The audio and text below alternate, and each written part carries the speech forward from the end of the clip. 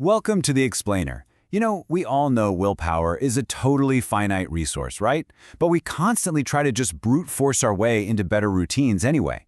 Well, today, we're throwing out the guesswork. We're tossing out that generic advice. Instead, we're diving straight into the actual hard neurology and psychology of habit architecture. We're going to figure out how you can stop fighting your own brain and finally start mastering your behavior. So, to kick things off, let me ask you the golden question. It's the one everyone literally always wants the answer to. How long does it really take to build a habit? I'm willing to bet a very specific number just popped into your head, didn't it? Is this the number you were thinking of? 21. It is everywhere. You see it in self-help books, all over social media, in those 21-day fitness challenges. But here's the wild truth. It's a complete myth. No way around it.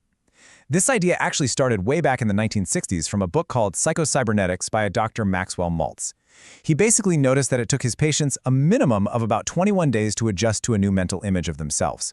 But as his book sold millions of copies, society played this giant game of telephone. That situational, very specific observation got taken totally out of context and just morphed into this universally accepted scientific fact. All right, so here is our roadmap for today. 1. The 21-day habit myth. 2. Decoding the habit loop. 3. The power of cues. 4. Designing your environment. And finally, 5. Master habit stacking. Okay, Section 1, the 21-day habit myth, debunking the Maltz misconception. Let's get right into it. If you want a much more accurate average based on actual rigorous studies, this is it, 66 days. According to researchers who tracked real people trying to form new routines, it takes an average of 66 days for a new behavior to become completely automatic. And by automatic, I mean you just do it without any conscious effort or that annoying internal debate.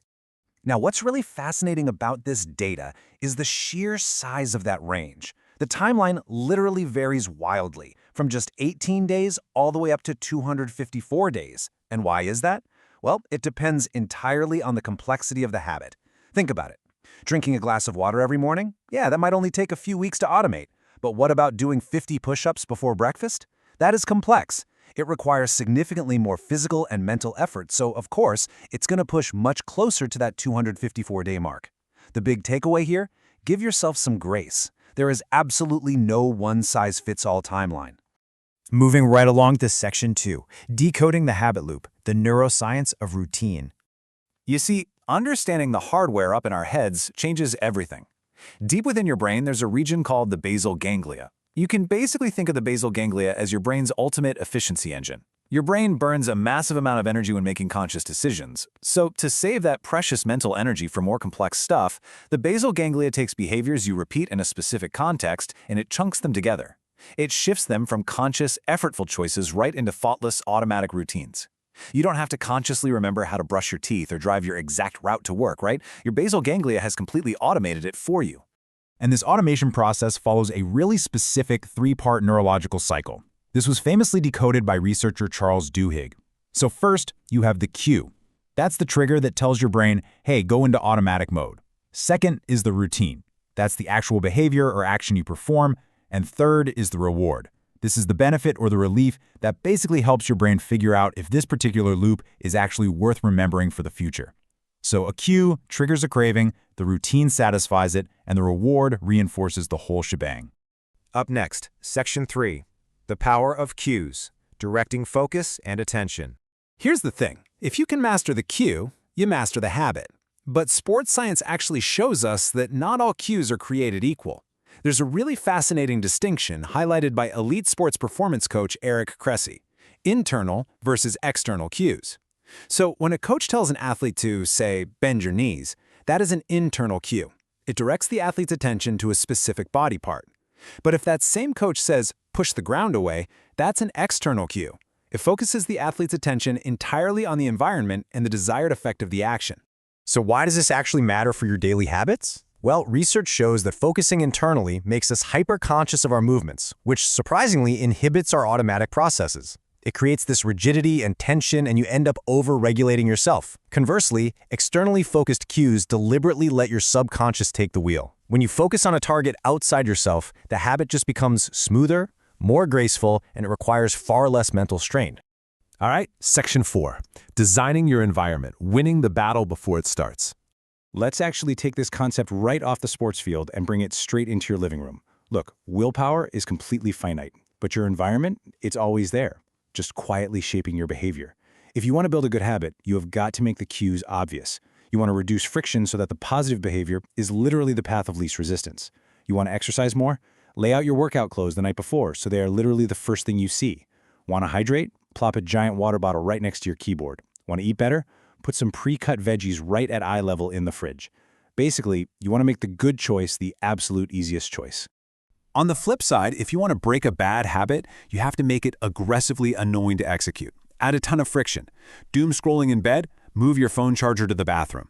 Watching too much TV? Unplug the thing entirely, or put it in a room with the most uncomfortable chairs you own. By simply hiding that visual trigger, or by making the routine a massive pain to execute, you can effortlessly kill a bad habit without needing a single ounce of willpower. And finally, Section 5, Master Habit Stacking, Anchoring New Behaviors. Now, if you have a wildly busy schedule, or if you just struggle with low motivation, this technique right here is going to be your absolute best friend. Habit stacking is the practice of linking a brand new desired behavior to an existing, fully automatic anchor habit. Think back to the basal ganglia for a second. By using an established habit as your cue, you are essentially piggybacking on a neural pathway that your brain has already built and automated. You don't even have to remember to do the new habit because the old habit just naturally triggers it for you. And here is the exact plug-and-play formula to make this work. Say it out loud with me. After I current habit, I will new habit. It is literally that simple, but that specific structure is exactly what gives it such immense psychological power. You are creating a crystal clear, definitive contract with your own brain. Let's actually walk through some quick, everyday examples. After I brew my morning coffee, I will drink 12 ounces of water. The coffee brewing is the anchor, right? Because it happens every single day without fail. Or how about after I open my laptop, I will write down 3 priorities. Now, the absolute key here, and this follows researcher BJ Fogg's golden rule, is that the new micro-habit has to take less than 2 minutes to complete. Don't stack something huge like run 3 miles onto park the car. Keep it so incredibly small that you couldn't possibly say no. Over time, these tiny, stacked habits compound into absolutely massive life changes. Wow, we have covered a ton of ground today, from debunking that whole 21-day myth to really mastering your brain's basal ganglia through cues, environmental design, and habit stacking. So I want to leave you with this provocative thought as you go about the rest of your day. Just look around you. What invisible cue is controlling your behavior right now? Remember, take control of your environment and you take control of your habits. Thanks so much for joining me on The Explainer, and I will catch you next time.